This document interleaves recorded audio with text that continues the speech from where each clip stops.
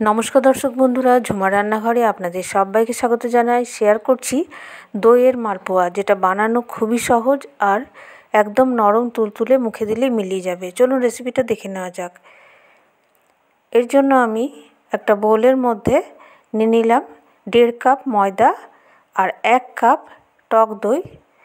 ভালো করে মিশিয়ে নিচ্ছি। 1 কাপ টক দই আর হাফ কাপ জল লাগবে। তো জলটা একটু একটু করে দিয়ে ভালো করে প্রথমে লাম্পস ফ্রি একটা ব্যাটার তৈরি করতে হবে। তো একেবারে জলটা দিলে ভালো করে মেশানো অসুবিধা আছে। একটু একটু করে জল দিয়ে হাফ কাপ জল লাগলো আমার। একদম সুন্দরভাবে ব্যাটারটা তৈরি করতে হবে যেন সব দিকটা সমানভাবে মিশে যায়। তো 1 কাপ টক দই আর হাফ কাপ জল আর 1.5 কাপ ময়দা লাগলো। আর এখানে আমি হাফ চামচের একটু বেশি বেকিং পাউডার মিশিয়ে নিচ্ছি। এবার এটা রেস্টে রেখে দিতে হবে 6 ঘন্টার জন্য। এই ভেজানোটা খুবই প্রয়োজন। 6 ঘন্টা পর ফিরে এলাম। খুব সুন্দরভাবে ফার্মেন্টেশন হয়ে গেছে। এবার এর সাথে গোটা মৌরি মিশিয়ে নিলাম আর 1 চিমটে নুন। ভালো করে মিক্স করে নিচ্ছি। এবার কড়াইয়ে একটা চিনির রস তৈরি করছি। 1 কাপ চিনি আর 1 কাপ জল। আমার যে পরিমাণ ব্যাটারটা আছে, যে কটা মালপোয়া হবে, তাতে এই পরিমাণ চিনি দিয়ে হয়ে যাবে। তো চিনিটা গলে যাবার পর 5 মিনিটের মতোই ফোটাবো, তার থেকে বেশি না। 2টো এলাচ দিয়ে দিলাম আর শেষে একটুখানি লেবুর রস ছড়িয়ে দিচ্ছি, তাহলে ক্রিস্টালাইজেশন হবে না বা চিনিটার মধ্যে ক্রিস্টাল হবে না। এবার তেলটা খুব ভালো করে গরম করে 1 হাতা করে ব্যাটার দিয়ে দেবো। তো ব্যাটারটা দেওয়ার পর একটু অপেক্ষা করতে হবে। তারপর একটু সাইডে সরিয়ে আরও 1-2টো পাশে আমি করে নিচ্ছি।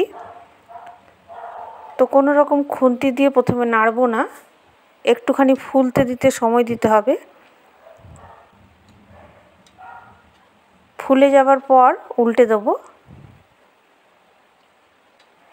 আর ফ্লেমটা একদম লো করব না, একটু মিডিয়াম হাই এরকম রেখে ভেজে নেব। তো একটু লাল করে নেওয়ার পর 2 পিঠটা তুলে নিলাম। তো এইভাবে আমি মালপোয়াগুলো করে নিচ্ছি। আর চিনির রসটা হালকা একটু গরম থাকবে, সেই অবস্থায় ভিজিয়ে নেব। তো মালপোয়াটা 10 মিনিট ভিজিয়ে তুলে নিলেই হবে।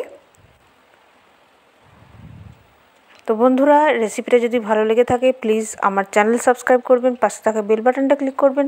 তাহলে যখনই নতুন নতুন রান্নার ভিডিও আপলোড করব, তাড়াতাড়ি নোটিফিকেশান আপনাদের কাছে পৌঁছে যাবে। আর রান্নাটাকে প্লিজ লাইক শেয়ার করবেন আর কমেন্ট করতে ভুলবেন না। তো চিনির রসটা গরম করে সবগুলো ভিজিয়ে নিয়েছি। আরও 2টো মালপোয়া হবে, যেগুলো এখন চিনির রসে ডোবানো হয়নি। তো 6টা একসাথে আমি দেখিয়ে দিলাম। এবার চিনির রস থেকে তুলে নিচ্ছি। বাকি রসটাতে বাকি 2টো হয়ে যাবে। তো এই পরিমাণ চিনির রসই হয়ে যাবে।